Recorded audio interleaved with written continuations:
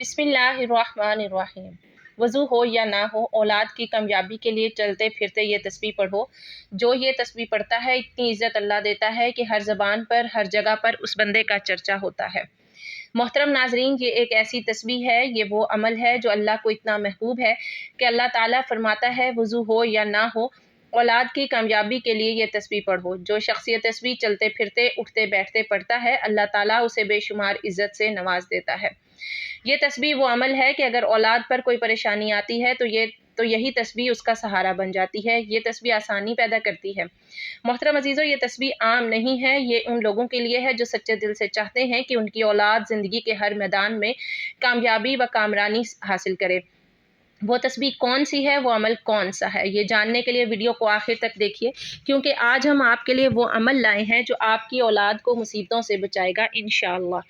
محترم ناظرین، دنیا کی ہر حاجت، ہر دکھ، ہر بیماری اور ہر تنگی کا علاج کسی نہ کسی ذکر میں، کسی تسبیح میں لازمی موجود ہوتا ہے۔ ہماری آج کی تسبیح ایک ایسی پیاری تسبیح ہے کہ جس میں انسان کی خواہشات، اس کی حاجات کی تکمیل موجود ہے۔ یہ الفاظ نہ صرف زمین پر کہے جاتے ہیں بلکہ آسمانوں میں فرشتے، انبیاء اور مقربین بارگاہ الہی کی زبان پر بھی یہ کلمات جاری رہتے ہیں۔ یہی وہ تسبیح ہے جو حضرت محمد مصطفیٰ صلی اللہ علیہ وآلہ وسلم کی سب سے پسندیدہ تسبیح ہے، اور جو کوئی اپنی اولاد کی کامیابی کے لیے اس تسبیح کو پڑھے گا تو اللہ تعالیٰ اس کی اولاد کو دن دگنی رات چگنی ترقی عطا فرمائے گا انشاءاللہ۔ ناظرین محترم، جب ہم حضور اکرم صلی اللہ علیہ وآلہ وسلم کی سیرت پر نظر ڈالتے ہیں تو آپ کی دعوت دین کی بنیاد بھی اس تسبیح پر رکھی گئی۔ یہ وہ عظیم کلمہ ہے جس نے کفر و شرک کی تاریکی کو چیر کر ایمان کی روشنی پھیلائی۔ یہی کلمہ تھا جس کی صدائیں مکہ کی گلیوں میں گونجتی تھیں، اور یہی کلمہ تھا جس پر صحابہ کرام نے اپنی جانیں قربان کی۔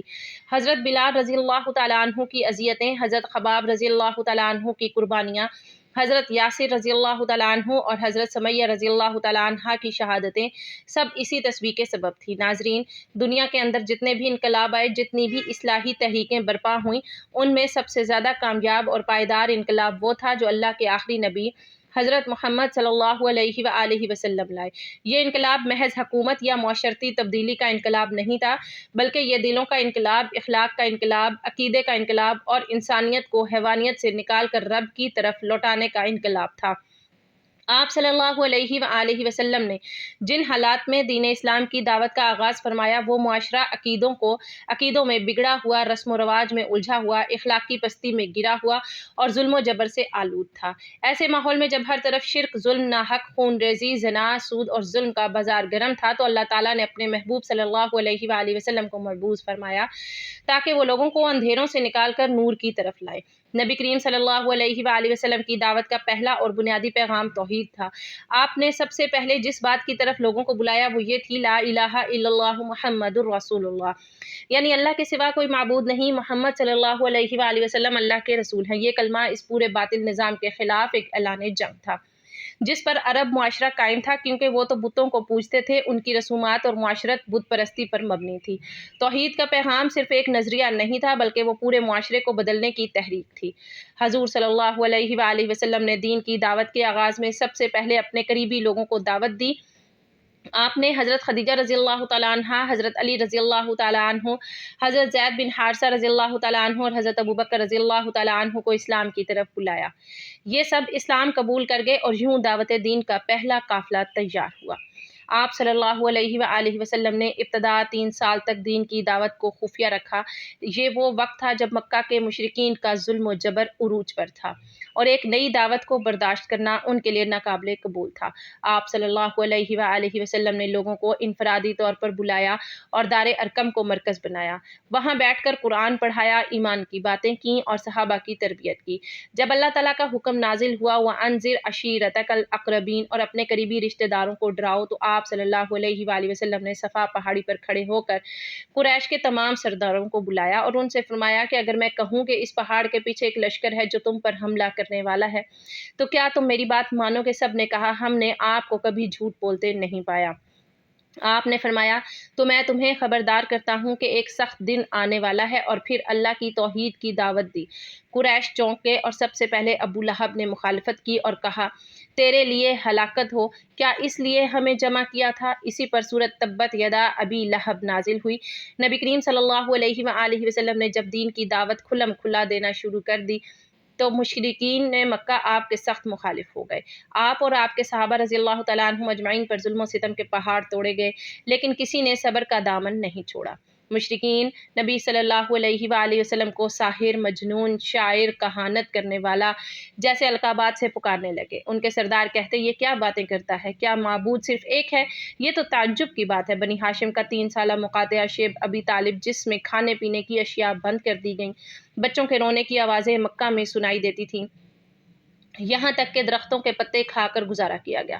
حضرت بلال کو گرم ریت پر لٹا کر سینے پر پتھر رکھے گئے اور کہا گیا لات اور عزا کو پکارو، لیکن بلال کہتے احد احد۔ حضرت خباب رضی اللہ تعالیٰ عنہ کی پیٹھ پر دہکتے کوئلے رکھے گئے۔ حضرت یاسر رضی اللہ تعالیٰ عنہ اور حضرت سمیہ رضی اللہ تعالیٰ عنہا کو اذیت دی گئی، یہاں تک کہ حضرت سمیہ اسلام کی پہلی شہیدہ بنی۔ جب مکہ میں زمین تنگ ہو گئی تو آپ صلی اللہ علیہ وآلہ وسلم طائف تشریف لے گئے کہ شاید وہ لوگ دین حق کو قبول کریں، لیکن وہاں کے سرداروں نے مذاق اڑایا اور اوباشوں کو آپ صلی اللہ علیہ وآلہ وسلم پر پتھر برسانے کو کہا، یہاں تک کہ آپ کے جسم مبارک سے خون بہنے لگا۔ آپ نے اس دکھ کی گھڑی میں بھی بدعا نہیں کی، بلکہ فرمایا اے اللہ میری قوم کو ہدایت دے، یہ نہیں جانتے جب مکہ میں ظلم و ستم حد سے بڑھ گیا تو اللہ تعالیٰ کے حکم سے آپ صلی اللہ علیہ وآلہ وسلم نے مدینہ کی طرف ہجرت فرمائی۔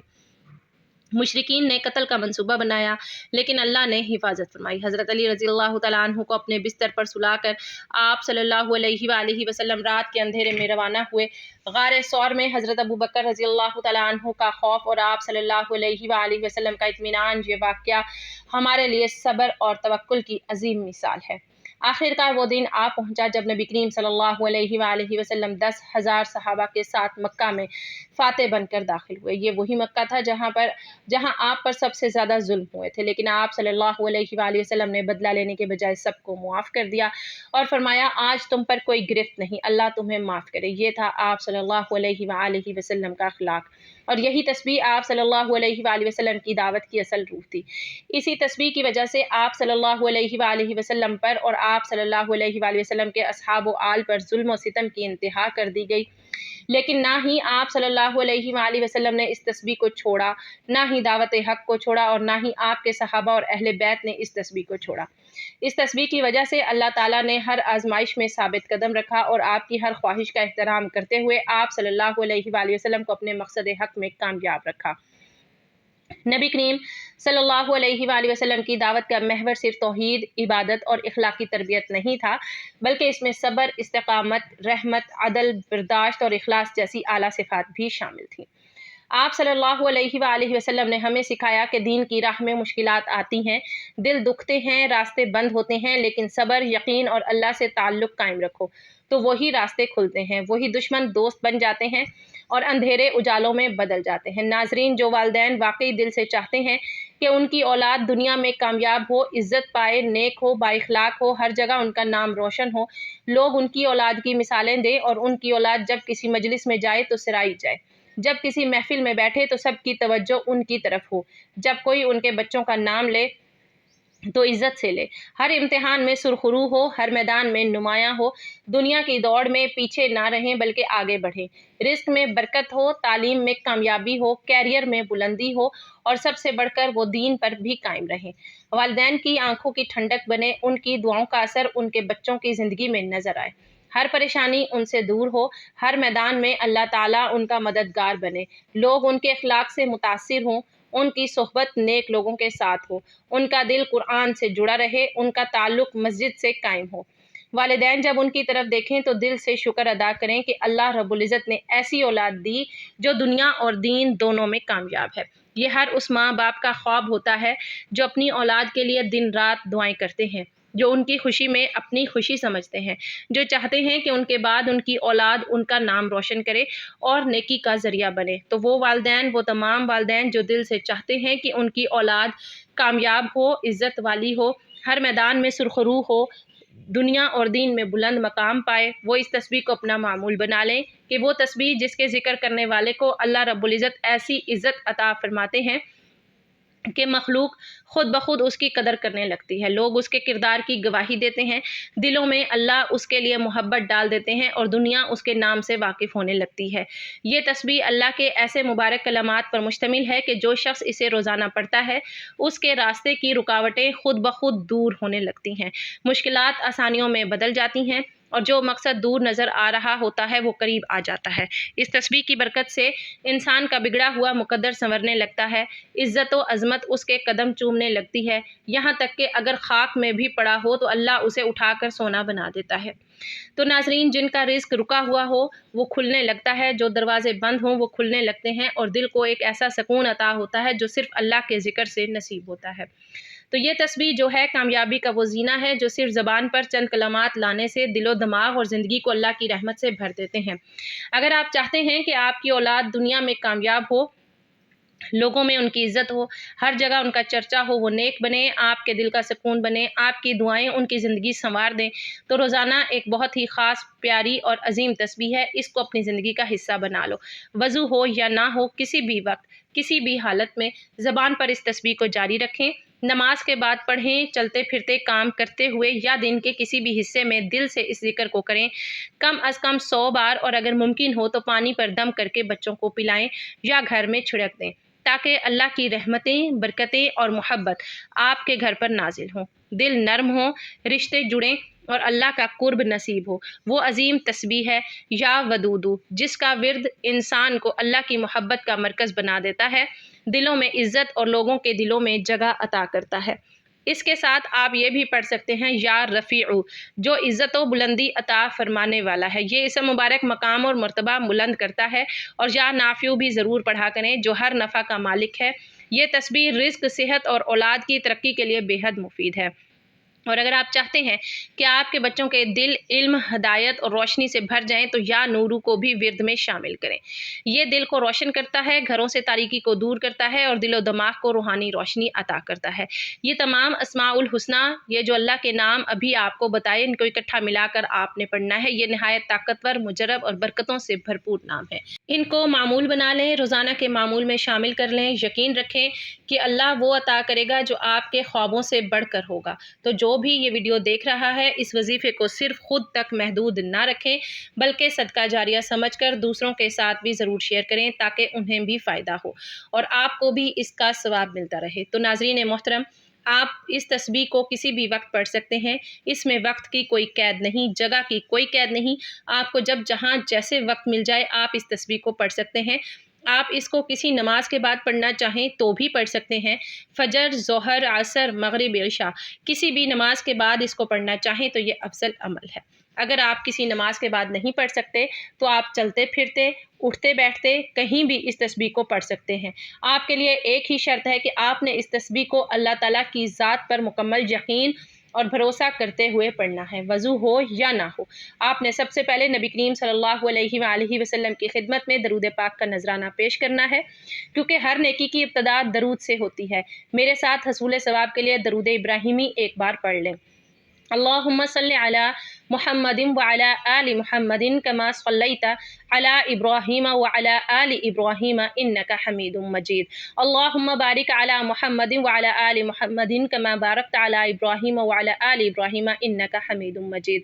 درود پاک پڑھنے کے بعد آپ نے یہ سب سے افضل ذکر یعنی لا الہ الا اللہ، اس کی مکمل ایک تسبیح پڑھنی ہے۔ جب آپ نے 99 مرتبہ لا الہ الا اللہ پڑھ لیا تو آپ نے آخری مرتبہ پہلا کلمہ پورا پڑھنا ہے، یعنی لا الہ الا اللہ محمد رسول اللہ۔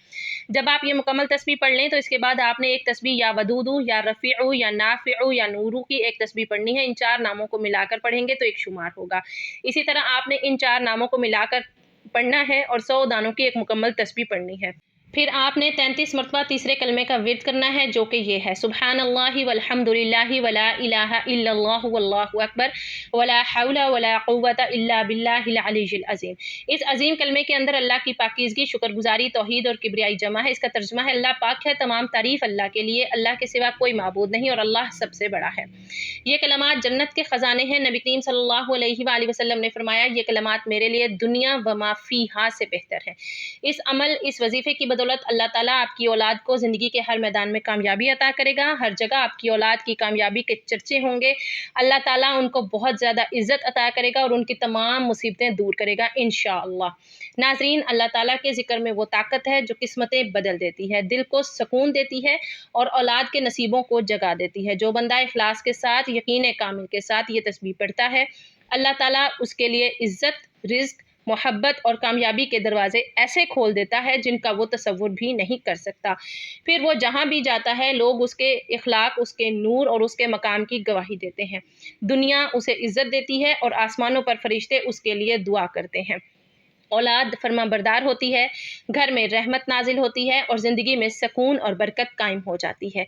इसलिए ए मोमिन, वज़ू हो या ना हो, चलते फिरते, उठते बैठते इस तस्बीह को अपना मामूल बना लें, क्योंकि अल्लाह के ज़िक्र से ही दिलों को इत्मीनान मिलता है और इसी ज़िक्र में दुनिया और आखिरत की हकीकी कामयाबी छुपी हुई है। दुआ है कि अल्लाह ताला हमें हर वक्त अपने ज़िक्र व अज़कार करने की तौफ़ीक अता फ़रमाए, नेकी की बात को सुनने, समझने और उस पर अमल करने की तौफ़ीक अता फ़रमाए। मेरा सुनाना और आपका सुनना अपनी बारगाह में कबूल व मंजूर फरमाए, आमीन। नाज़रीन, गुजारिश है कि अल्लाह ताला के 99 नामों में से कोई एक नाम लिखकर कमेंट्स में ज़रूर शेयर करें। अल्लाह ताला हम सब का हामी और नासिर हो, आमीन। जज़ाकिल्लाह।